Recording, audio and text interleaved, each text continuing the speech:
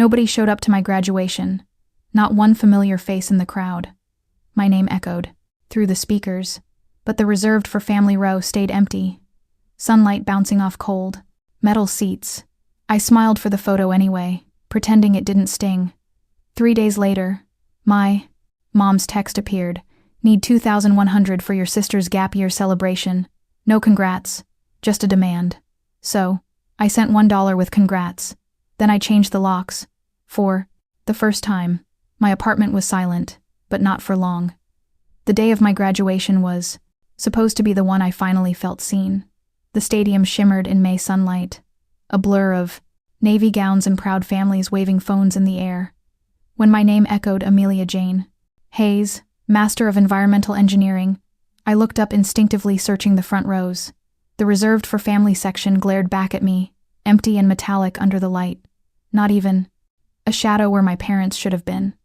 I forced a smile for the photo, holding my diploma a little too tight, my cheeks aching from pretending. Around me, laughter bloomed like confetti. Students kissed their parents. Friends cried into bouquets.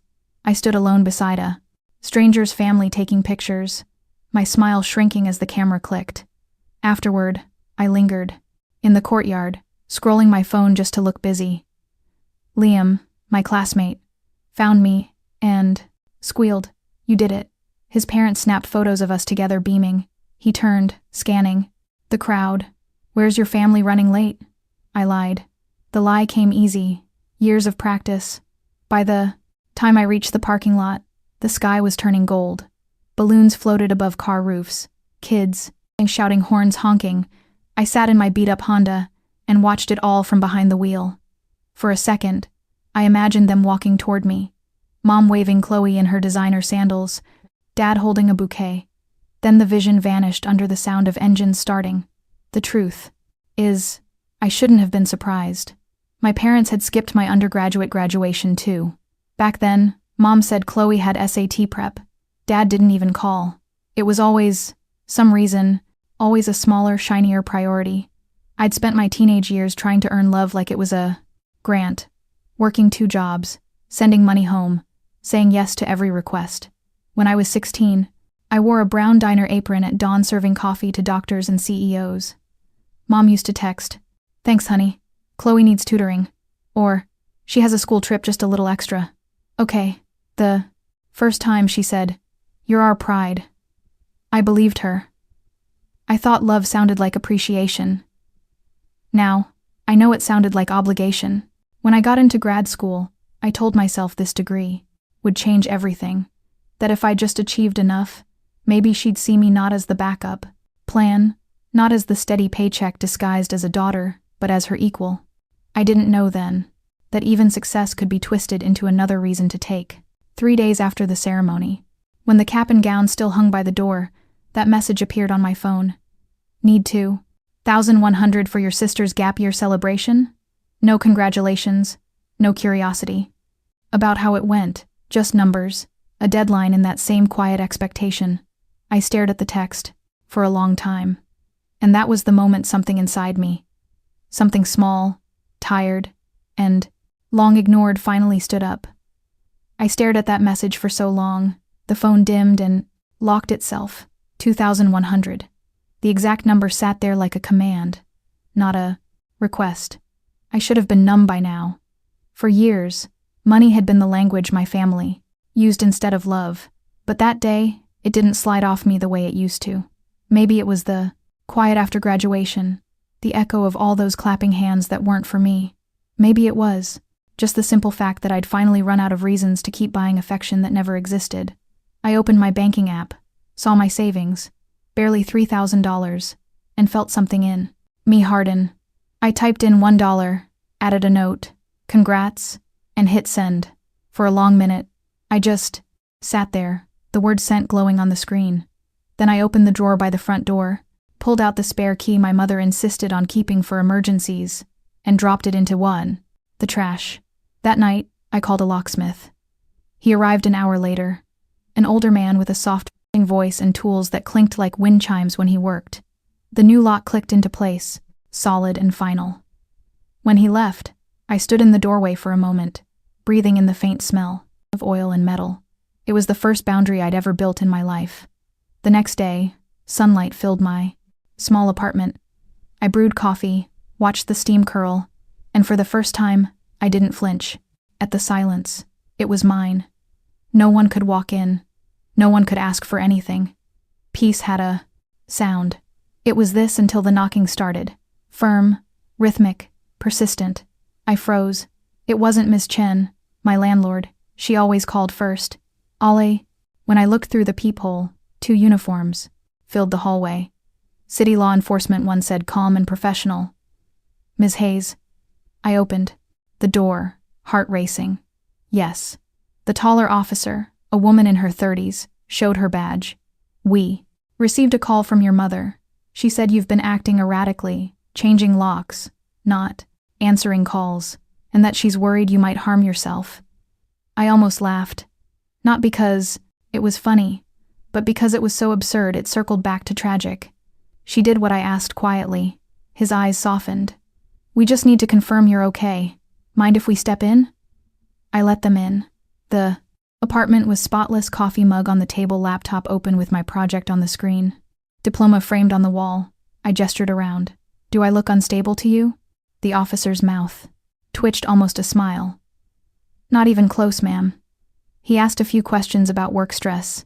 Family. I answered honestly. Just finished grad school. Working on job applications. No medical issues. Just boundaries. He nodded. We'll file the report as no concern. But if your mother calls, again, you can reference this visit.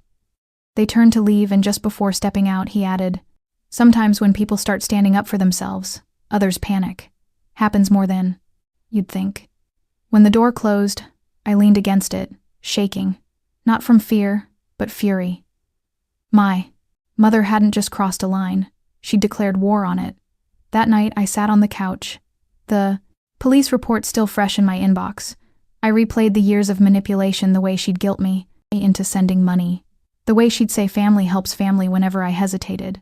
It had always been about control, not care. I didn't know what she'd done yet, only that if she was willing to use the police to humiliate me, there was no limit to what came next. The silence in my apartment didn't feel peaceful anymore. It felt like the pause before a storm, and I was done, waiting to get struck. The next morning I woke up before sunrise. The city still quiet under a soft haze. My phone lay face down on the table beside the police report. I hadn't heard from my mother since the night she sent them to my door. But I knew her silence wasn't peace. It was strategy. I made coffee and opened my laptop, intending to lose myself in job applications. Instead, I opened my banking app. A pit formed in my stomach. 2 new lines of credit blinked. Back at me, Bank of America and Wells Fargo. Both recent, both unfamiliar. My chest tightened. I hadn't applied for any new loans. I clicked through to my financial regulator report. 2 accounts had been opened in my name. My social security number, my address, but not this address. My parents' house in Bellevue. I froze. The balances were already climbing. Thousands. Spent. Then I saw the transactions. Global travel agency, luxury resort bookings, event planner. Fee. My mother's text came rushing back like a gunshot. Need $2,100 for your sister's gap year celebration. It wasn't a request. It was a setup. I called the number on the statement, my voice shaking, but steady. This is Amelia Hayes. I need to report identity theft. The woman on the line verified my information, paused and said, this account was opened in person at our Bellevue branch last month. Co-signer Diane R. Hayes. For a moment, everything went still. The hum of the refrigerator, the tick of the clock, even my breath. Ma'am, she continued carefully, we'll flag this for fraud investigation. You'll receive forms to complete within 24 hours. When the call ended, I sat staring at the screen. It was all there. My mother's signature, her phone number, her address. She hadn't just used me for money. She'd become me to get it. I opened my voice recorder. In Washington, one-party consent meant I could legally record our next call. I dialed her number. She picked up after 3 rings. Her tone sharp. So, you're alive. Mom, I said evenly. I found 2 lines of credit under my name, both using your address. Do you want to explain that? She laughed, a hollow practice sound. Oh, that I was helping you build credit. You should be grateful by paying for Chloe's gap year. Celebration. Stop dramatizing. It's family money. What's yours is ours. No, I said softly. What's mine is mine, and what's yours is under investigation. The silence on the line was instant, heavy, stunned. Then came the sound of her quick inhale. You wouldn't dare. I already did. I ended the call, saved the recording, and labeled it Boundaries. May 17th, 2025. Outside, the morning light spilled across the floor, catching the edges of my diploma and the new lock on the door. 2 pieces of proof that I'd earned everything on my own, and now, finally, I was protecting it. For the first time, the silence in my apartment felt powerful. It wasn't the pause before a storm anymore. It was the storm, and I was finally the one holding the thunder. I met them at a diner in Renton, neutral ground, halfway between their house and my peace. The kind of place with cracked leather booths and coffee that never tasted fresh. But it was perfect for what I needed, public quiet and impossible to scream in. They arrived 15 minutes late. My mother first in a silk dress and sunglasses like armor. My father trailing behind, smaller than I remembered. Chloe followed, phone in hand, thumbs flying. The golden child never looked up. Amelia, Mom said sharply, sliding into the booth across from me. You really made us drive all the way here for dinner. We're not eating, I said. My voice surprised me, steady. Cold. We're talking. The waitress came by, poured coffee, and disappeared. I slid a brown folder across the table.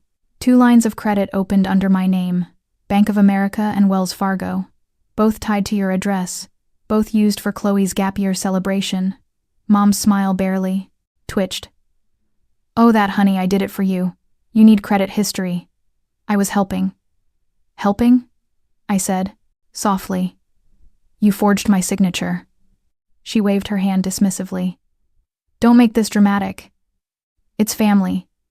You've always been so ungrateful. Do you think the world doesn't know who paid for your education? I laughed, a sharp sound that turned every head in the diner. You mean me? I paid for it with every check, every double shift, every loan you told me to take while you used my college fund for Chloe's study abroad. Chloe groaned. Here we go again. I turned to her. That Europe trip you're taking next month. You're flying first class on a line of credit opened in my name. Enjoy the spotlight. Her eyes darted away. Mom said you agreed. Mom's voice sliced through. Enough. You don't talk to your sister that way. I didn't steal from you, Amelia. I borrowed for the family. You used my identity, I said, quieter now. You called the law enforcement on me because I changed my locks. You tried to paint me unstable so you could keep control. That ends today. Dad finally spoke, his voice small. Sweetheart, your mother just got carried away. Let's not blow this up. We can fix it privately. I pushed the folder closer. There's no fixing it privately. The bank already knows. There's an open investigation. Mom's eyes snapped up, all the color draining from her face. You did what I reported. The fraud. The accounts are frozen. The bank has your signature, your phone number, your address. You'll be hearing from them soon. The silence that followed was thick enough to taste. Even the diner hummed as if the air itself was listening. You'll regret this, she hissed. You're destroying this family over a misunderstanding. No, Mom, I said, standing. You destroyed it a moment you decided my name was worth more to you than my love. I left the cash for my coffee on the table and walked out before she could answer. Outside, the air smelled like rain. I sat in my car for a long moment, staring at my reflection in the rearview mirror. My hands were shaking, but my chest felt light, almost hollow, the kind of hollow that could fill with peace. That night, the Pacific coastline glittered in purple and silver. The big night for Chloe's gap year celebration. I wasn't invited, but I didn't need to be. I already knew how it would end. At 8:45 p.m., my phone rang. Unknown number. I answered. Ms. Hayes, a crisp female voice, said, "This is Lauren Stein, legal representative for Bank of America in Washington. I'm calling to inform you the bank has escalated your fraud report. Our internal team has coordinated with local law enforcement to verify transactions tonight at the luxury resort. You're not required to attend, but we wanted you notified." My throat tightened. "You're sending law enforcement to the venue?" "Yes, ma'am. Standard procedure. We'll document and confirm the charges."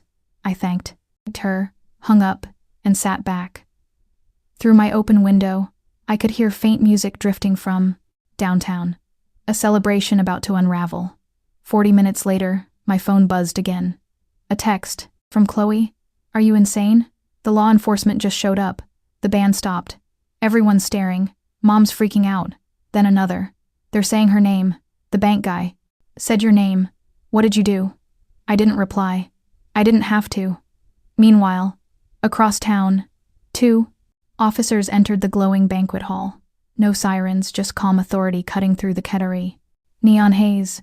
A banker followed, holding a folder thick with receipts and contracts. "Good evening," one officer said, voice even. "We're here to verify a report of credit fraud associated with this event. The charges were made using an account under the name Amelia Hayes." Murmurs rippled through the crowd. Cameras lifted. My mother froze near the champagne, fountain color draining from her face. "There must be a mistake," she said, voice trembling. The banker opened the folder, reading aloud. "Primary applicant, Diane R. Hayes. Co-signer, unauthorized. The transaction records indicate misuse of another person's identity." Gasps. Someone whispered, "Isn't that her other daughter's name?" Mom's lips parted, but no sound came. Chloe stood in the center of the floor, eyes wet, whispering, "Mom, what did you do?" The officer's tone remained neutral. "We're not arresting anyone tonight.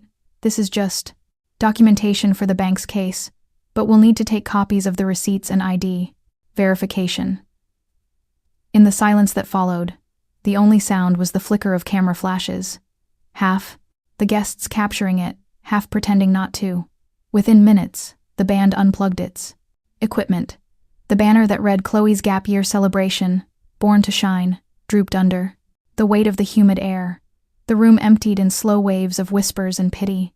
By the time my mother stepped outside, rain had begun to fall soft and relentless. Back in my apartment, I stood by the window and watched lightning pulse above the city. I didn't smile. I didn't cheer. I just let the quiet wrap around me. The sound of justice, subtle and absolute. For years, I thought silence was what weakness sounded like. That night, I realized it was victory. 3 days later, the storm had passed, but the wreckage stayed. An email arrived from Bank of America. Fraud investigation resolved.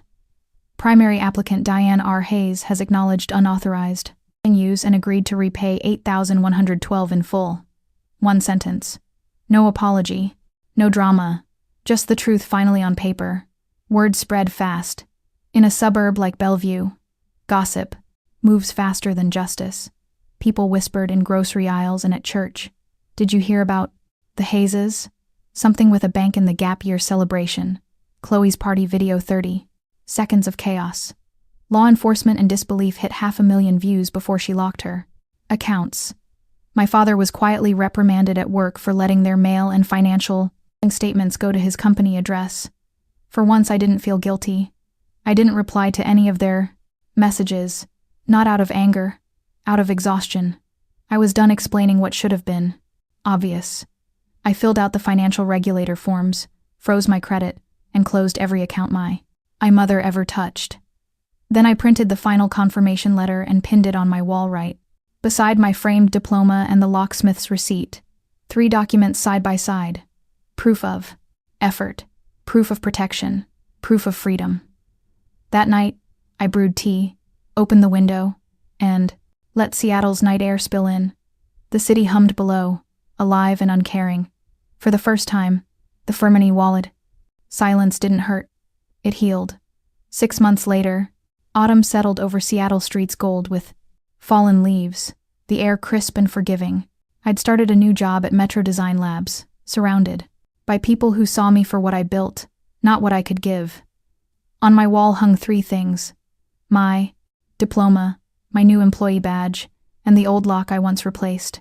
Together, they told one story: how I finally chose myself.